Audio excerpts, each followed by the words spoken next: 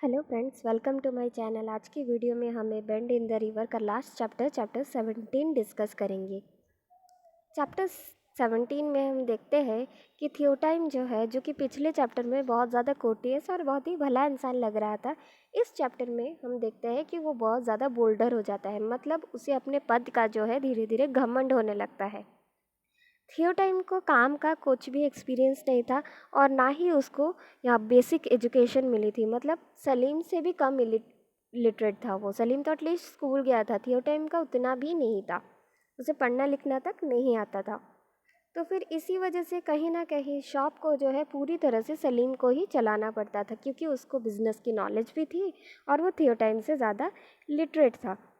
इसी की वजह से थियोटाइम को धीरे धीरे सलीम के आगे खुद को इन्फेरियर टाइप का फील होने लगा। मतलब खुद को वो छोटा फील करने लगा। हालांकि सलीम ने कभी भी उससे ऐसा बर्ताव नहीं किया, लेकिन फिर भी उसको मन ही मन एक इनसिक्योरिटी, एक इन्फीरियरिटी फील होती थी। उसको ऐसा लगता था जैसे दुकान उसके कंट्रोल में है ही नहीं, सब कुछ सलीम ही कंट्रोल कर रहा है और वो कुछ भी नहीं कर पा रहा है। लेकिन कहीं ना कहीं उसका जो बॉस बनने का डिज़ायर था वो उसे थोड़ा सा गलत रास्ते ले गया। मिट्टी जो है वो थियोटाइम से हेट करने लगा। क्यों? क्योंकि थियोटाइम जो है अपनी बॉस वाली जो पोजीशन है उसको बचाने के लिए या फिर खुद को ज़्यादा सुपीरियर दिखाने के लिए क्या करता था कि वो सलीम और मिट्टी से अनवांटेड काम करवाता था। मतलब जो उनके काम नहीं है वो काम भी उनसे करवाने लगा। जैसे कि वो अपनी गाड़ी को चलाने के लिए सलीम को वो कहता था, मिट्टी को अपने छोटे मोटे पर्सनल काम में इन्वॉल्व करता था, दुकान के काम के साथ साथ। इसीलिए मिट्टी बहुत ज़्यादा चिढ़ने लगा और वो बहुत ज़्यादा परेशान हो चुका था। एक दिन सलीम हिम्मत करके थियोटाइम से सीधे सीधे बात करता है मिट्टी के बारे में और उससे कहता है कि मिट्टी के साथ उनको ऐसा बिहेव नहीं करना चाहिए। तो फिर थियोटाइम तभी क्या करता है, वो अपने पोजीशन का प्राइड दिखाता है और कहता है कि मैं इस दुकान का मालिक हूँ, मैं ट्रस्टी हूँ, मैं चाहूँ तो तुम लोगों को नौकरी से भी निकाल सकता हूँ। तो फिर तुम लोग मेरे अंडर में काम करते हो, इसलिए तुम लोगों को कोई हक नहीं है मुझे कुछ बोलने का। उसके बाद मिट्टी जो है वो बार बार सब कुछ छोड़ छाड़ के चला जाना चाहता है, लेकिन सलीम उसको कंसोलेशन कर देता है कि नहीं, तुम शांत हो जाओ, कुछ भी चीज़ जो है वो हमेशा के लिए नहीं टिकती।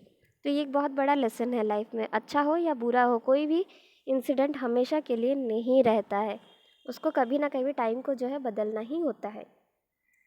तो फिर उसके बाद फ्राइडे के दिन आफ्टरनून को, दोपहर को क्या होता है कि सलीम जब अपने दुकान के पास पहुंचता है तो फिर वो देखता है कि बहुत सारे पुलिस लोग जो है उसके दुकान में, जो सीढ़ी थी उसके दुकान के अंदर एक सीढ़ी है, उस सीढ़ी के थ्रू ऊपर सलीम के बेडरूम में जाया जा सकता है, उस सीढ़ी के नीचे खुदाई कर रहे थे। तो वहाँ पे एक्चुअली सलीम ने जो वो इलीगल बिजनेस कर रहा था गोल्ड और इवोरी का, तो फिर उसने अपना सारा सामान उसी जगह पे दफना के रखा हुआ था, छिपा के रखा था। पता नहीं पुलिस को ये बात कैसे पता चली, लेकिन खुदाई के टाइम उन लोगों को वो गोल्ड और आइवरी मिल जाती है, जिसकी वजह से सलीम पकड़ा जाता है। लेकिन पुलिस को यहाँ पर भी देखो, वो लोग इतने करप्टेड है कि वो लोग सलीम को अरेस्ट करने के बजाय उसको छोड़ना चाह रहे थे और उसके बदले में घूस लेना चाह रहे थे या फिर ब्राइब लेना चाह रहे थे, पैसों की डिमांड की, जिसको सलीम ने मना कर दिया। पता नहीं क्यों मना किया, ये शायद उसके पास उतने पैसे नहीं थे जितना ब्राइब वो मांग रहे थे, जिसकी वजह से उन्होंने सलीम को अरेस्ट कर दिया। मतलब अरेस्ट इसीलिए नहीं किया क्योंकि वो उसने इलीगल बिजनेस किया, क्राइम किया, बल्कि इसीलिए अरेस्ट कर रहे क्योंकि उसने ब्राइब देने के लिए मना कर दिया था पकड़े जाने के बाद। उसके बाद सलीम को लेके जेल में रख देते हैं। जेल में जाके सलीम को वो पोस्टर दिखती है जब, जिसमें प्रेसिडेंट की फ़ोटो थी और जिसमें डिसिप्लिन है वो वॉल लिखा था। और वो पोस्टर देखकर सलीम को बहुत ज़्यादा गुस्सा आता है, क्योंकि हम देख ही चुके हैं कि शहर में कितना डिसिप्लिन है। डिसिप्लिन तो नहीं, हर जगह करप्शन हो रहा है। कहीं पे स्टीमर पे सलीम को टिकट के होते हुए भी पैसे मांगे जा रहे हैं, और यहाँ पे उसका अरेस्ट भी इसलिए किया गया है क्योंकि उसने ब्राइब देने से मना कर दिया। सलीम वहाँ पे देखता है कि जो सारे प्रिजनर्स हैं, यानी कि जो कैदी है, वो ज़्यादातर क्रिमिनल्स नहीं है। वो लोग उन लोगों को किडनैप किया गया है। और किन्होंने किडनैप किया है? लिबरेशन आर्मी के लोगों ने उन लोगों को किडनैप किया है, और ताकि किसी को पता ना चले इसीलिए उनको प्रिजनर्स बना के जेल में रखा है। मतलब यहाँ पे जो पुलिस है वो भी लिबरेशन आर्मी के साथ मिली हुई थी। मतलब यहाँ पे भी वो लोग अपने गवर्नमेंट के साथ भी धोखाधड़ी कर रहे हैं। उसके बाद सारा दिन जो है प्रिजनर लोगों को पोएम्स सिखाए जाते थे, पोएम्स की प्रैक्टिस करवाई जाती थी, और ये पोएम्स प्रेसिडेंट के तारीफ में होते थे। प्रेसिडेंट उसके अगले दिन आने वाले थे उस जेल में किसी एक क्रिमिनल के एग्जीक्यूशन के लिए, या फिर किसी को एक फांसी होने वाली थी, उसी में वो गवाह बनने के लिए प्रेसिडेंट आने वाले थे। और उनके स्वागत में सारे कैदियों को ये पोएम गा के उनको प्रेज़ करना था या फिर उनकी तारीफ़ करनी थी। उसके बाद सलीम को अगले दिन एक कमिश्नर के पास लेकर जाया जाता है। उस कमिश्नर ने सलीम के केस में इंटरेस्ट दिखाया था और उसने खुद ही कहा था कि सलीम को बुलाया जाए। तो सलीम जब उस कमिश्नर के पास पहुंचता है तो क्या दिखता है कि वो कमिश्नर और कोई नहीं बल्कि फर्डिनांड है। और फर्डिनांड को देखकर सलीम बहुत ज़्यादा शॉक हो जाता है। उसके बाद उसे जावेद की बात याद आती है। वो कह रही थी कि फर्डिनांड को शायद कमिश्नर बनाया जाएगा। तो फिर फर्डिनांड जो है अपने चेयर में बैठा होता है, कमिश्नर वाली पोस्ट में, बहुत बड़े पोस्ट में वो आ चुका होता है। और वो सलीम से कहता है कि वो भी अपनी लाइफ से खुश नहीं है, नाखुश है, क्योंकि वो भी कहीं ना कहीं ये गवर्नमेंट एम्प्लॉयज़ के करप्शन से और उनके जो कह सकते हैं आप दादागिरी कह सकते हो, पैसों के लिए जो वो लोग कर रहे थे, चीट कर रहे थे सबको, उससे वो भी बहुत ज़्यादा परेशान हो गया था। और लाइफ में उसको कुछ भी इंटरेस्टिंग नहीं लगा था। उसका जो काम है, कैरियर है, और उसकी पढ़ाई, दोनों ही उसके लिए बहुत ही बोरिंग सी हो गई थी।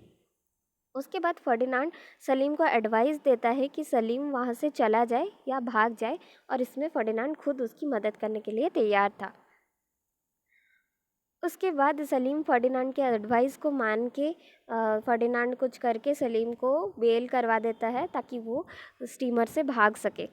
सलीम अपनी सारी तैयारियां कर देता है और मिट्टी ज़िद करता है सलीम के साथ जाने की, लेकिन सलीम उसको मना कर देता है और ये कह के मना करता है कि उसके पास इतने पैसे नहीं है कि वो खुद को संभाल सके। तो वो मिट्टी को कैसे संभालेगा, मिट्टी के एक्सपेंसेस कैसे वो पूरे करेगा, ये कह के वो मिट्टी को जाने से मना कर देता है। लेकिन मिट्टी डर गया होता है क्योंकि जो लिबरेशन आर्मी है वो पक्का प्रेसिडेंट के शहर पहुंचते ही अटैक करेगी, और हो सकता है कि उस अटैक में मिट्टी भी मारा जाए, इसलिए उस पर जान का खतरा था। लेकिन फिर भी सलीम उसे कंसोल करता है कि नहीं नहीं, कुछ नहीं होगा, तुम्हें कुछ नहीं होगा, तुम बस बाहर मत निकलना, प्रेसिडेंट जब आ रहे हो तो तुम बस अंदर ही बैठे रहना। उसके बाद मिट्टी को फिर भी कंसोलेशन नहीं होता है, इसीलिए वो अपने घर यानी कि कोस्टल एरिया में जहाँ पे उसकी फैमिली थी वहाँ चला जाता है। उसके बाद सलीम स्टीमर पे चला जाता है, स्टीमर में बैठता है जहाँ पे उसकी टिकट हो गई थी।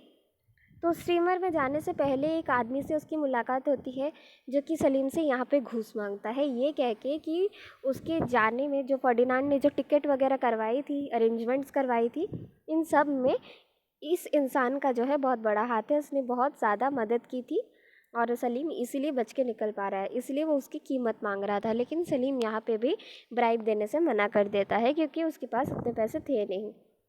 उसके बाद इस स्टीमर में बैठने के बाद कुछ यंग लोग जो होते हैं, जो लिबरेशन आर्मी के लोग होते हैं, वो लोग स्टीमर में अटैक कर देते हैं। तो फिर हम जैसा कि जानते हैं कि स्टीमर में 3 कंपार्टमेंट्स थे। तीसरे कंपार्टमेंट में जो पुअर लोग थे जिसमें कि सलीम खुद भी बैठा हुआ था। तो फिर अटैक होने के बाद भी वो लोग कम्प्लीटली स्टीमर को कब्ज़े में नहीं कर पाते हैं। सबसे पहले वो लोग उस थर्ड कंपार्टमेंट को, बार्ज को, वो लोग अपने कब्ज़े में कर पाते हैं। तो फिर जो स्टीमर की जो लाइट होती है वो चालू हो जाती है, सर्च लाइट होती है, और ये लोग पकड़े जाते हैं, पूरी तरह से स्टीमर को कब्ज़ा नहीं कर पाते। लेकिन यहाँ पे बीच में क्या होता है कि स्टीमर के जो हेड हैं उनको पता नहीं चलता है कि कब जो है वो बार्ज जो है वो स्टीमर से अलग हो गया था।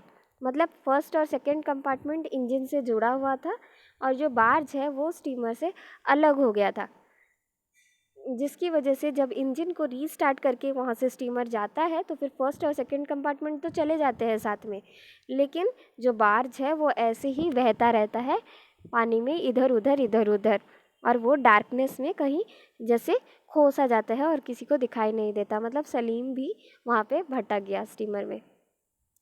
तो फिर यहाँ पे मोरल ऑफ द स्टोरी हम ये कह सकते हैं कि कितना ज़्यादा अफेक्ट करता है एक कंट्री का करप्शन एक वहाँ के नॉर्मल इंसान के लाइफ पर।